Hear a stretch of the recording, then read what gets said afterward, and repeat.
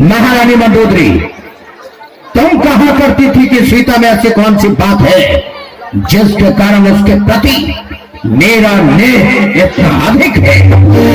वाह, आज हम तुम्हें सीता से मिलाते हैं। तुम स्वयं देख लेना कि सीता में ऐसी कौन सी बात है जिसके कारण मेरा स्नेह सीता के प्रति इतना अधिक है। आओ।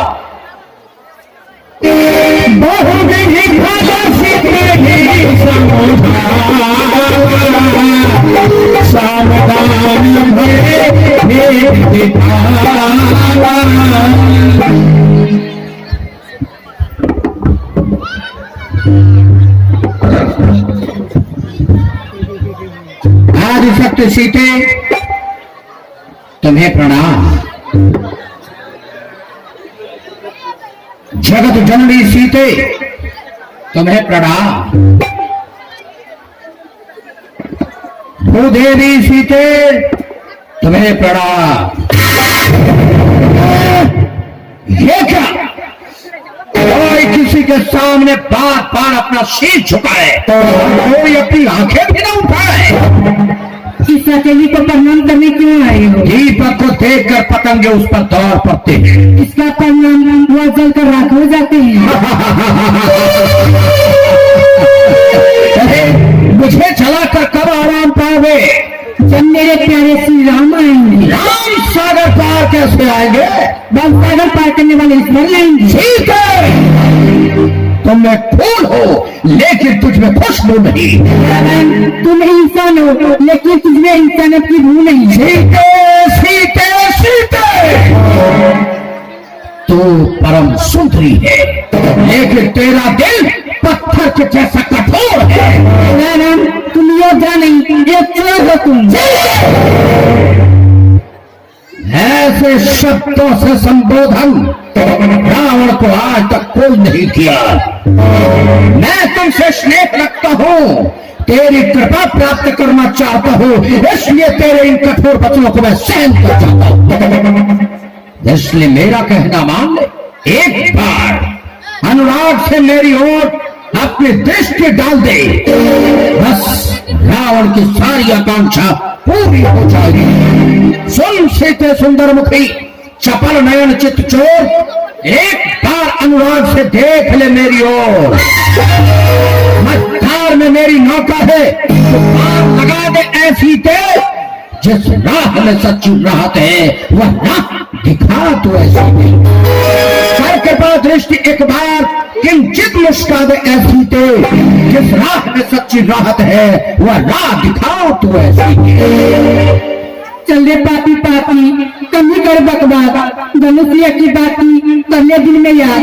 यही इच्छा की कृपा दृष्टि की तो सिर्फ धनुमा तोड़ा होता, बलता तो उसी स्वयंवर में मुझसे नाता जोड़ा होता। होता नहीं चोर हो तुम, इसलिए तुम्हें मैं भिखाती हूँ। तेरे इस सोने की लंका को नफरत की ठोकर मारती हूँ।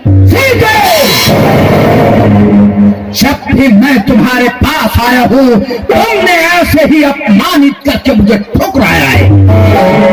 तो मेरे प्रभाव को नहीं जानती। तीनों लोग 14 भवन जिनके सामने शीश झुकाते हैं, ऐसे रावण के महल में रहकर तू अपना सम्मान बढ़ाना अपना सौभाग्य नहीं समझती।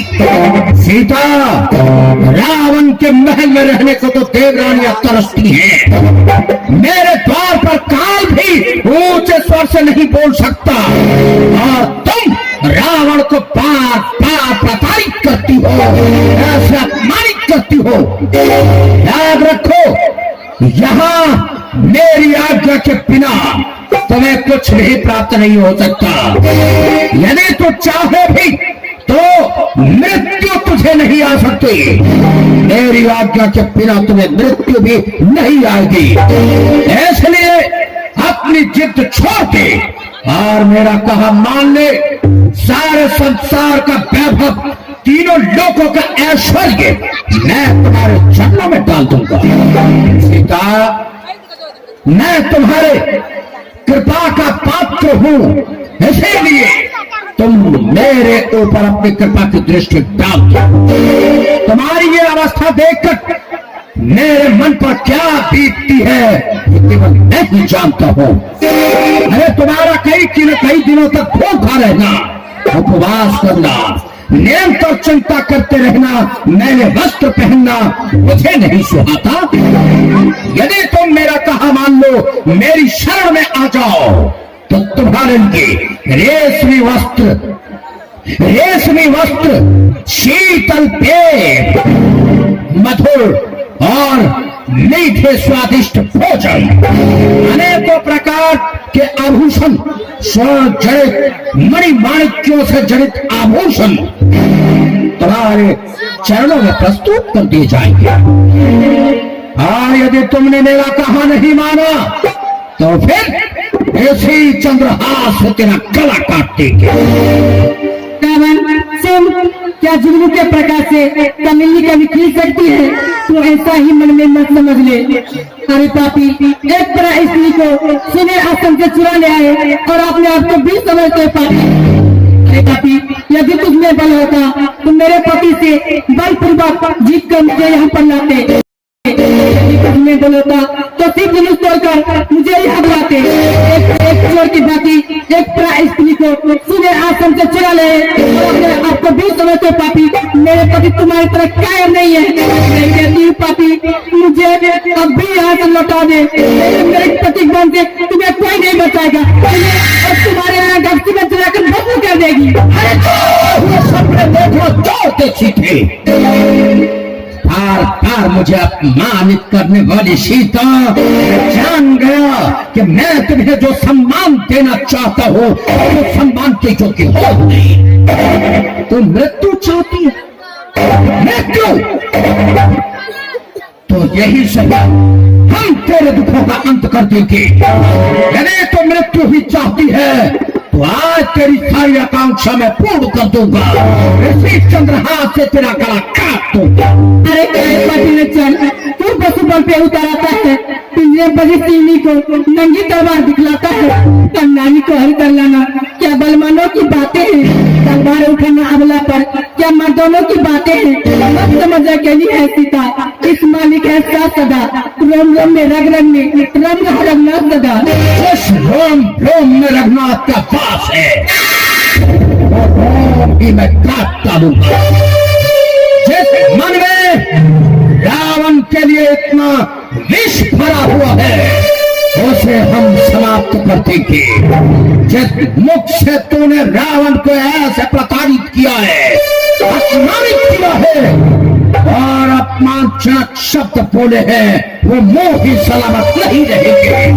यदि तुम मरना ही चाहती है तो यही सही, आज हम तुम्हें मृत्यु की गोद में सुला भी देंगे। यदि तो रावण की आकांक्षा पूरी नहीं कर सकती तो मैं तुम्हें राम का भी नहीं होने दूंगा।